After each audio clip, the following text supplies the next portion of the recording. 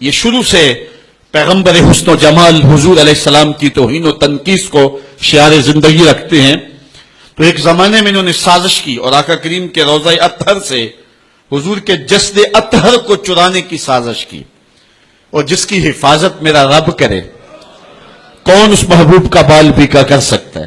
یہ جو کچھ ہو رہا ہے یہ ہمارا امتحان ہے، ورنہ جس کے سر پہ وارا فانا لاکا ذکر کا تاج میرے رب نے رکھا ہے، بھلا اس کی شان کو کوئی گھٹا سکتا ہے؟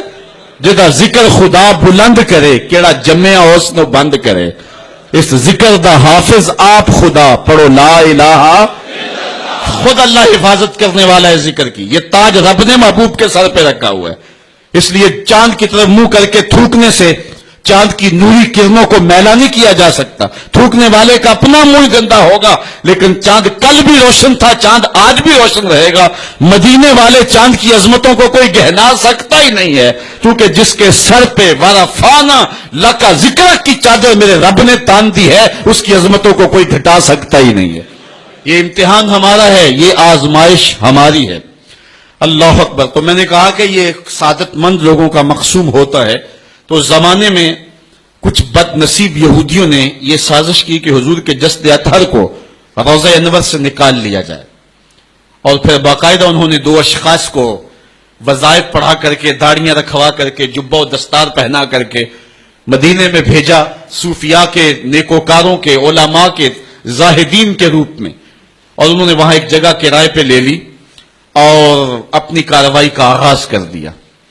وہ اپنے کمرے کے اندر سرنگ کھودتے اور روزانہ مٹی نکالتے، اور رات کے اندھیرے میں بقی کے قبرستان میں قبروں کے اوپر مٹی ڈال کے آ جاتے، اور سارا دن تسبیح لیے اللہ اللہ کرتے رہتے. لوگ کہتے کہ یہ تو بڑے صالح لوگ ہیں، اور پھر لوگوں کو خیرات بھی کرتے.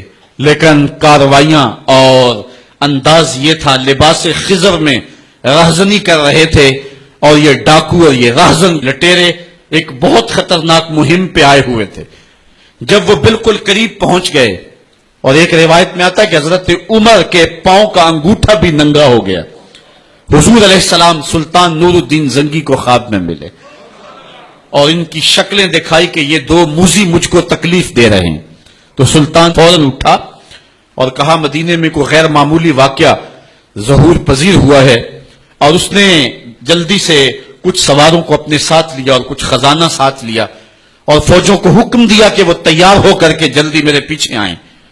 مدینے میں پہنچ کر کے اس نے دعوت عام کر دی اور لوگوں کو کہا کہ آؤ میرے دسترخوان نعمت سے کھاؤ، اور لوگوں کو خیرات کرنے لگا. سارا مدینہ اس کے پاس آیا، لیکن جو شکلیں اس نے دیکھی تھی اس کو وہ نظر نہ آئی. وہ بار بار پوچھتا تھا کوئی رہ تو نہیں گیا. لوگوں نے کہا کہ نہیں، سارے جو ہیں وہ آپ سے خیرات لے گئے ہیں. ہاں، دو شخص ایسے ہیں کہ جو بہت بڑے سخی ہیں، ان کو تو ضرورت ہی نہیں آپ کی دہلیز پہ آنے کی. بادشاہ نے کہا مجھے دکھاؤ وہ کون ہے. بادشاہ کو شک گزرا یہ وہی تھے. جب سامنے آئے تو بادشاہ نے فوراً پہچان لیا. کہا کہ میں تمہارے ڈیرے پہ جہاں تم رہتے ہو وہاں جانا چاہتا ہوں. بادشاہ تفتیش کرنا چاہتا تھا. جب دیکھا تو تسبیحیں لٹکی ہیں، مسلح بچھے ہوئے، قالین بچھے ہوئے ہیں. تو بادشاہ مسلح اٹھایا، قالین اٹھایا تو نیچے پھٹا تھا. جب پھٹا اٹھایا تو نیچے سرنگ تھی. پھر بادشاہ نے ان کو جانوروں کے پیچھے بندھوا کر کے چروا دیا. اور میں نے تاریخ میں پڑھا سلطان نور الدین زنگی مدینے کی گلیوں میں پھر اس کے بعد روتا پھرتا تھا، اور اس کی آنکھوں میں آنسو تھے، اور کہتا تھا یا رسول اللہ تمہاری مہربانی کہ یہ ڈیوٹی میرے ذمہ لگائی ہے، ورنہ کائنات بھری پڑی تھی. یہ سعادت مندی میرا مقدر کہ اس نوکری کے لیے مجھے منتخب کیا ہے. اور پھر اس نے روضہ رسول کے ارد گرد جو ہے جہاں تک پانی آتا ہے وہاں تک جو ہے اس نے جو ہے زمین کھدوائی اور سیسا پگھلا کے اس کے اندر ڈال دیا کہ دوبارہ قیامت تک کوئی موذی اس کی جرأت نہ کر سکے. تو روضہ رسول کے ارد گرد وہ سیسا پلائی ہوئی دیوار ہے جس کو کھودا نہیں جا سکتا. یہ سلطان نور الدین زنگی کی زندگی کا یہ انوکھا باب ہے. آئیے اب سلطان صلاح الدین ایوبی کی کہانی بھی سنتے ہیں. یہ اسلام کا مجاہد اعظم، یہ حلال اور صلیب کی جنگوں کا ہیرو، اور جس پہ امت اسلامیہ کو آج بھی ناز ہے، اور آج صدیاں گزرنے کے بعد یہ سینوں میں دل کی طرح دھڑکتا ہے. سلطان ایوبی کا نام آج بھی دلوں پہ نقش ہے، اور اس کا نام سن کے مردہ جانوں کے اندر بھی زندگی کی حرارت پیدا ہو جاتی ہے. اس کے زمانے میں ریجینالڈ بدبخت ایک انگلستان کے شہزادے نے حاجیوں کے قافلے کو روک لیا اور ان کا سامان لوٹ لیا. انہوں نے کہا ہم حج پہ جا رہے ہیں, تو نے ہمارا سامان لوٹ لیا, ہمیں جانے دے.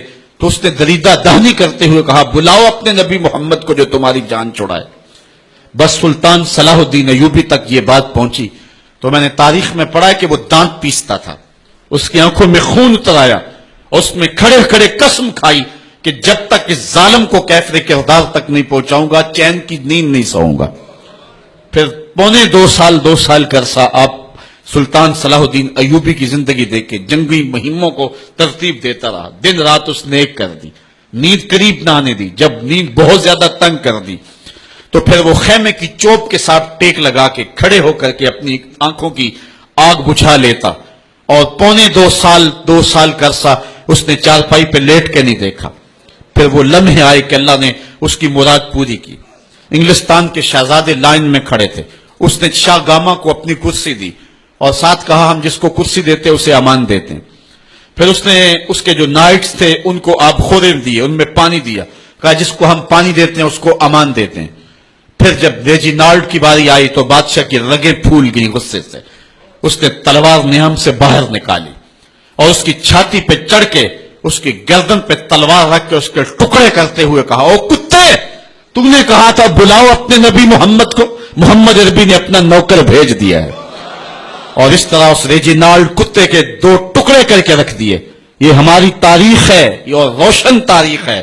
ہمارے اسلاف, ہمارے بزرگ اس دور کے شہنشاہ, اس دور کے بادشاہ اتنی جرأت اور اتنی عظیمت رکھا کرتے تھے. اور آج ہماری کمزوریاں نے دشمنوں کو دلیر کر دیے. کبھی ایسا بھی اندھیر آیا تھا کہ سرے عام یوں توہین و تنقیص ہوتی ہو پیغمبر حسن اور پیغمبر جمال کی, اور پھر 1 ارب 40 کروڑ انسان دنیا کے اوپر بستے ہوں. یہ بھی زمانے نے دن دیکھنے تھے. تو امت مسلمہ کی موت واقع ہو جائے اگر حضور علیہ السلام کی توہین باقی رہتی ہے. اس لیے امت کو پوری قوت کے ساتھ کھڑا ہونا ہے اور اپنے نبی علیہ السلام کی توہین کا بدلہ لینا ہے. اور یہ ممکن نہیں ہے جب تک جو ہے وہ ہم پوری دنیا کے اوپر غالب نہ ہوں. اللہ تعالیٰ امت کو وہ دن نصیب فرمائے کہ امت کا غلبہ اللہ تعالیٰ نصیب فرمائے. اس وقت ہمارا المیہ یہ ہے کہ ہمارے پاس عالمی لیڈر کوئی نہیں ہے. عوام کے جذبے یقیناً دیکھنے کے.